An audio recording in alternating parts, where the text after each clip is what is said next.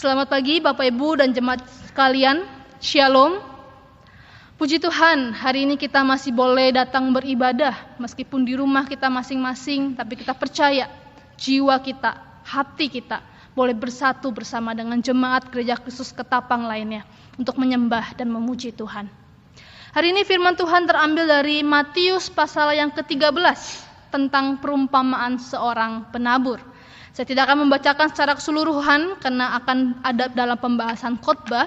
Saya akan membaca ayat yang pertama hingga yang kedua, lalu saya baca ayat yang ke-9.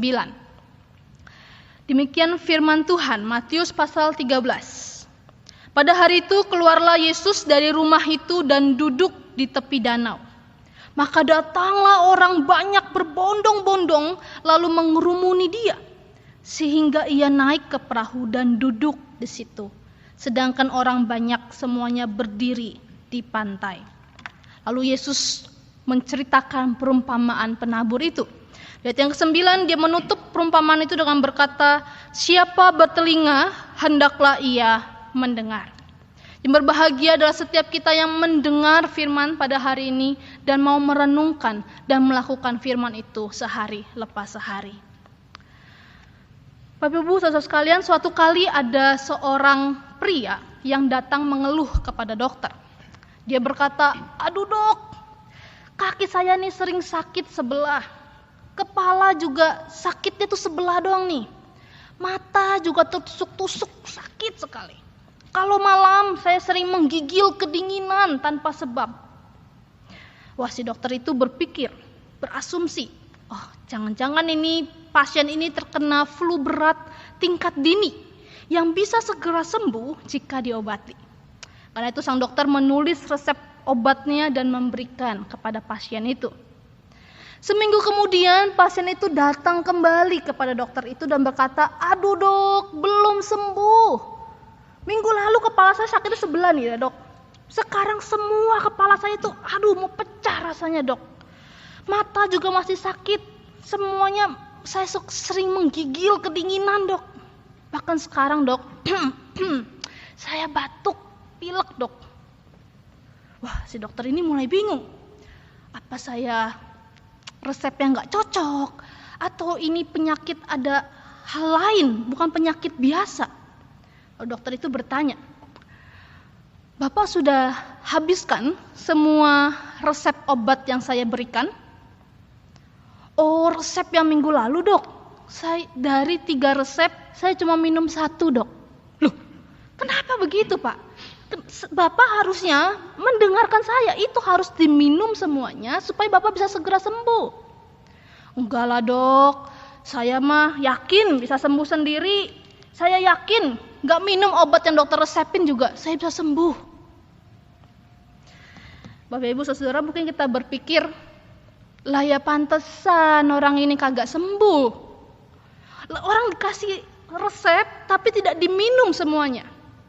Lagian ngapain orang itu bayar mahal-mahal, capek-capek ke dokter, tapi tidak mau dengar nasihat dari dokter itu. Orang yang aneh bukan? Jangankan harap untuk bisa sembuh, kalau dia tidak pernah mau mendengar nasihat dokter itu. Bapak Ibu Saudara, perkara mendengar ternyata bukan hanya faktor indera pendengaran kita. Telinga kita bisa saja hari ini mendengar firman Tuhan. Telinga kita bisa mendengar nasihat, mendengar anjuran.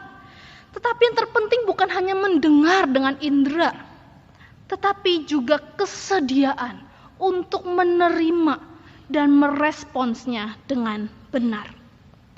Bapak Ibu, itulah yang menjadi peringatan dari Tuhan Yesus ketika dia mengajar para murid dan orang banyak melalui perumpamaan penabur ini. Pada waktu itu Yesus sedang dikerumuni oleh begitu banyak orang. Orang banyak datang berbondong-bondong karena antusias mau mendengarkan pengajaran Yesus. Saking banyaknya orang, dikatakan tadi di ayat yang pertama, Yesus harus pindah tempat mengajar. Awalnya di rumah, sekarang dia harus keluar ke danau, duduk di situ. Ternyata orang masih begitu banyak, sehingga dia harus naik ke perahu dan duduk di situ. Layaknya jemaat masa kini yang tahu kalau hamba Tuhan naik dan berdiri di mimbar itu adalah kesiapannya untuk mengajar dan berkhotbah. Orang-orang pada waktu itu juga tahu ketika Yesus duduk di perahu, itu adalah kesiapannya untuk mengajar dan berkhotbah orang banyak. Yesus memulai pengajarannya dengan perumpamaan penabur.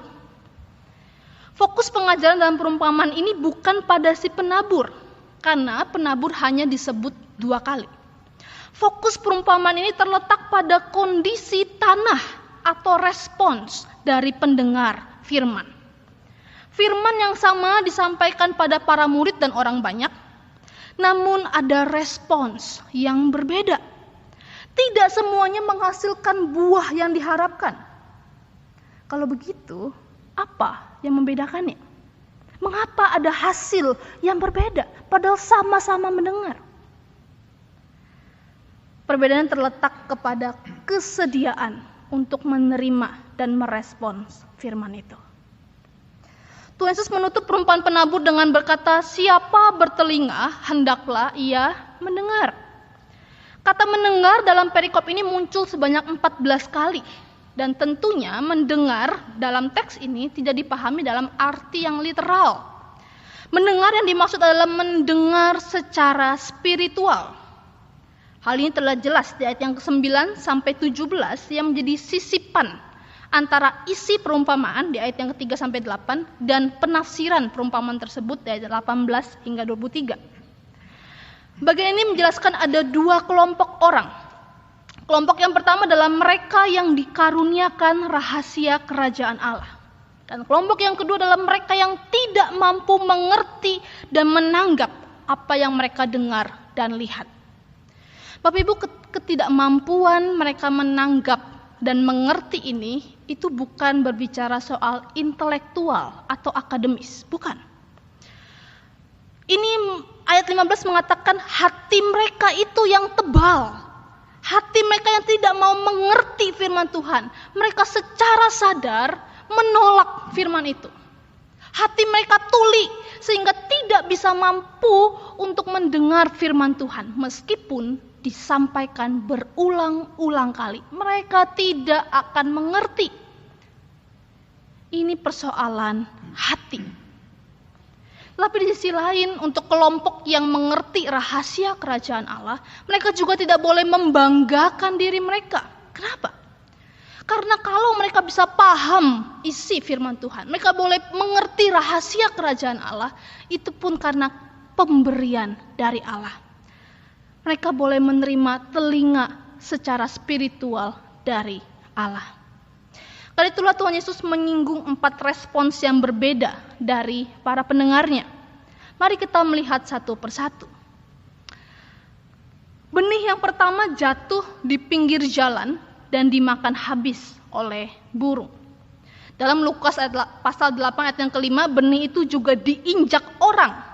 Karena memang benih itu jatuh di jalanan yang sempit, keras, kering, tempat di mana orang biasa berjalan. Sehingga tidak heran kalau benih itu tidak bisa masuk ke dalam tanah. Benih itu akan tetap ada di atas jalan itu. Sehingga dengan mudah diinjak orang atau burung datang memakan benih-benih itu. Bapak Ibu Saudara, bagian ini merujuk pada mereka yang mendengar firman tetapi tidak mengertinya. Sekali lagi, mengerti di sini bukan secara intelektual, melainkan persoalan hati. Tanah yang keras dan kering adalah gambaran hati yang keras dan kering yang tidak siap ditaburi oleh firman Tuhan. Karena itulah iblis dengan cerdik memanfaatkan situasi ini untuk mencuri firman itu, agar orang itu tidak akan pernah percaya dan diselamatkan. Paulus pun mengatakan bahwa iblis telah membutakan mata rohani orang-orang sehingga mereka tidak melihat cahaya Injil. Bapak Ibu Saudara sekalian, orang-orang dengan hati yang keras dan kering ini secara sadar menolak Yesus. Mereka memang memilih untuk tidak mau mengerti dan menerima firman. Seringkali saya gambarkan seperti ini. Bayangkan Bapak Ibu Saudara sekalian adalah orang yang sangat membenci saya. Bayangkan. Kalau nggak saya bayangin nggak apa-apa ya. Tapi bayangkan, sangat membenci saya. Lalu suatu kali saya mengadakan perjamuan pesta Bapak Ibu. Saya mengundang Bapak Ibu untuk datang ke dalam pesta itu. Apakah Bapak Ibu saudara sekalian mau datang ke pesta saya? Tidak ya, karena membenci saya. Padahal pesta saya itu sangat meriah loh, sangat seru loh. Waduh, rugi kalau nggak datang. Bapak Ibu mau datang? Kalau ada yang mau datang berarti belum mendalami peran kebencian itu ya. Masih mau datang. Tapi seharusnya kita tidak mau datang. Kenapa? Karena kalau saya datang, kalau Bapak Ibu datang ke pesta saya, itu berarti Bapak Ibu mau berelasi dengan saya. Demikian halnya dengan kerajaan surga dan kebenarannya Bapak Ibu. Surga bukan hanya tempat untuk hidup nyaman, hidup tanpa penderitaan, tanpa air mata, bukan hanya itu. Surga adalah tempat di mana Yesus bertahta di dalamnya dan kita berelasi bersama dengan Dia selama-lamanya. Bapak Ibu bisa bayangkan orang-orang yang di dunia saja sudah menolak Yesus dan membenci Dia. Sampai di akhir pun mereka tetap akan menolak dan membenci Yesus. Mereka secara sadar tidak mau menerima Yesus. Hati mereka keras dan kering. Lalu benih yang kedua adalah benih yang jatuh di tanah yang berbatu, yang tidak banyak tanahnya. Bapak Ibu sekalian, walaupun petani sudah membajak tanah dan mengambil bebatuan di atas tanah itu, tapi kadang si petani itu nggak tahu kalau ada bagian di ladangnya itu yang bawahnya itu batu-batuan. Jadi ketika benih itu nyampe di tanah itu, dia akan cepat tumbuh karena benih itu akar segera menyerap air dan unsur hara di bawah itu dan segera tumbuh. Tapi masalahnya akar ini harus terus turun dong, harus terus turun ke dalam untuk mendapatkan nutrisi dari tempat-tempat lainnya. Tapi sekarang itu terhalang oleh batu-batuan. Sehingga akar yang pendek, tempat yang makanan yang terbatas membuat benih itu, tumbuhan itu mati dan kering.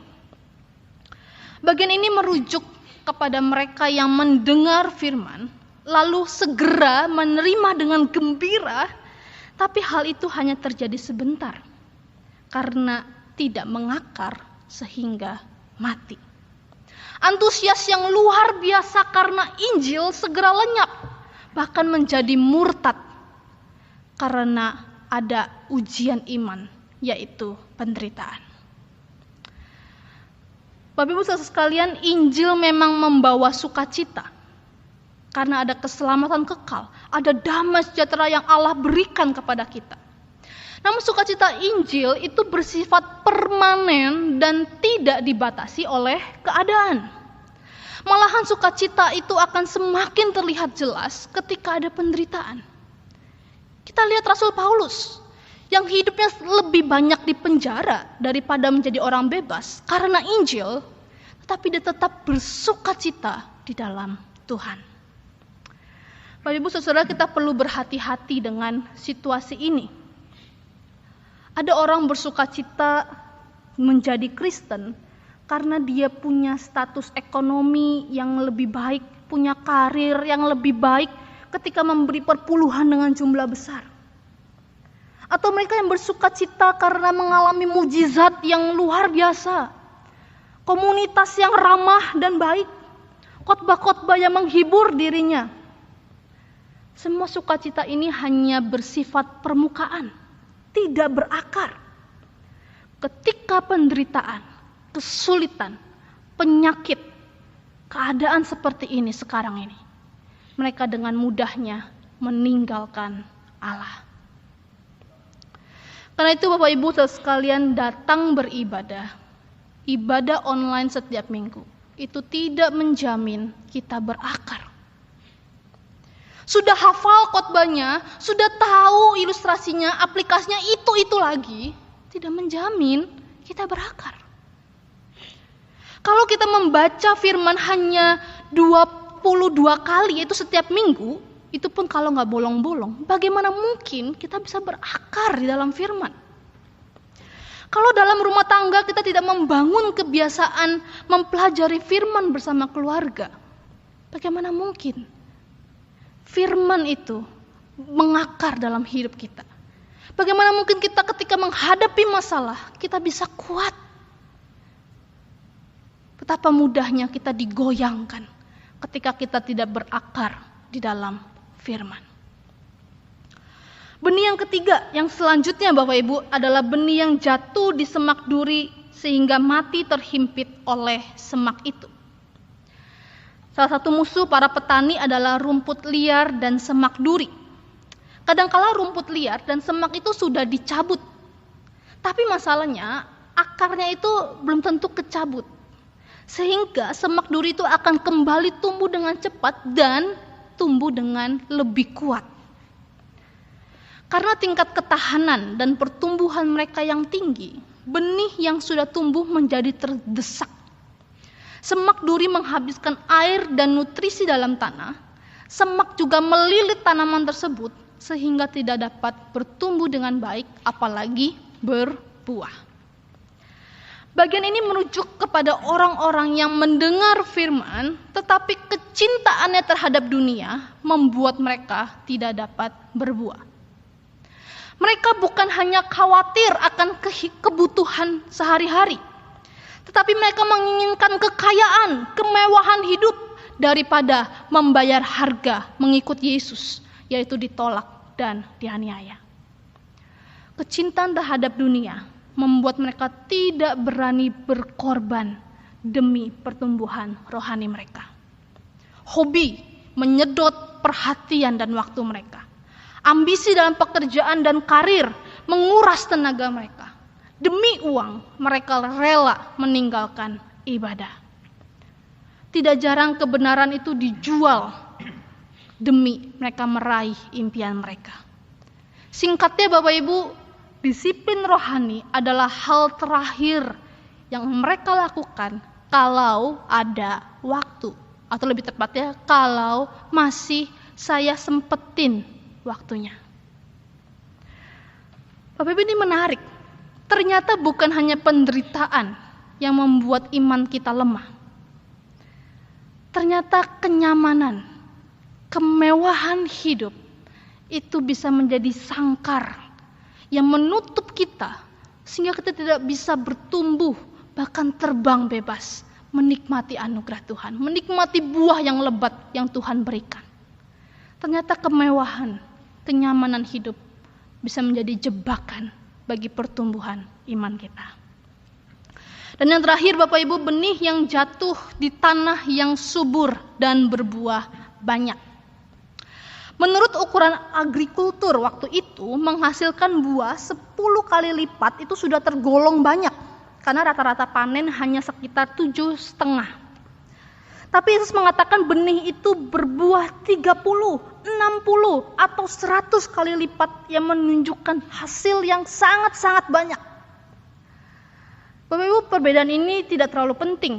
Karena benih-benih itu tetap memberikan hasil yang sangat memuaskan. Benih yang keempat ini merujuk kepada mereka yang mendengar dan mengerti firman Tuhan. Seperti yang sudah kita bahas di awal, mengerti di sini bukan soal intelektual, bukan soal akademis, bukan.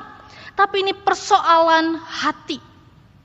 Lukas 8 ayat 15 juga menambahkan orang-orang ini menyimpan firman itu di dalam hati mereka dengan baik, sehingga mereka dapat berbuah. Bapak Ibu, yang terpenting adalah respons kita untuk merenungkan firman dan konsisten di dalam memegang firman itu. Sehingga perlahan tapi pasti, sedikit demi sedikit, firman itu mentransformasi kehidupan kita. Sehingga semakin lama kita semakin serupa Kristus. Bapak Ibu saudara sekalian, mendengar firman itu mengandung sisi ilahi dan insani.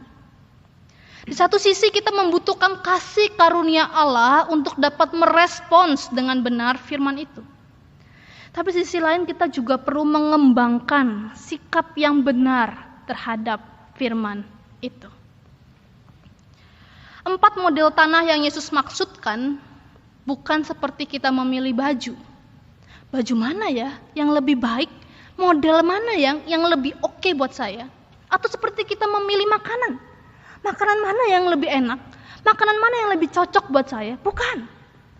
4 model tanah ini menantang seiman kita, dan Yesus menantang kita pada hari ini. Di manakah iman Anda berada? Apakah saya adalah tanah yang pertama? Tanah yang keras, tanah yang kering, yang menolak firman itu, yang menolak ajaran firman. Sehingga hati kita tidak pernah mau bertobat dan menerima Yesus. Atau kita menjadi tanah yang kedua, tanah yang menerima firman tapi tidak berakar. Sehingga ketika penderitaan datang, dengan cepat kita meragukan kebaikan Allah dan kita meninggalkan Dia. Atau kita menjadi tanah yang ketiga, tanah yang sudah lama mendengar firman, sudah lama ikut Tuhan, tapi tidak pernah berbuah. Karena kita tidak berani bayar harga mengikut Yesus. Dunia masih di depan kita, dan salib kita tinggalkan di belakang kita. Atau menjadi tanah yang terakhir, tanah yang lembut, tanah yang siap diajar oleh firman. Tanah hati yang menyimpan, merenungkan firman itu siang dan malam. Dan dengan kesungguhan mau membicarakan, mau menghidupi firman, mau melakukan firman. Meskipun jatuh dan bangun, tapi mau berusaha melakukan firman itu dalam hidup kita sehari demi sehari. Bapak Ibu saudara sekalian, kiranya firman hari ini mengingatkan kita di mana posisi iman kita hari ini. Dan kiranya Allah, Sang Sumber anugerah itu, menolong setiap kita untuk bisa berbuah lebat bagi kemuliaan Dia. Amin.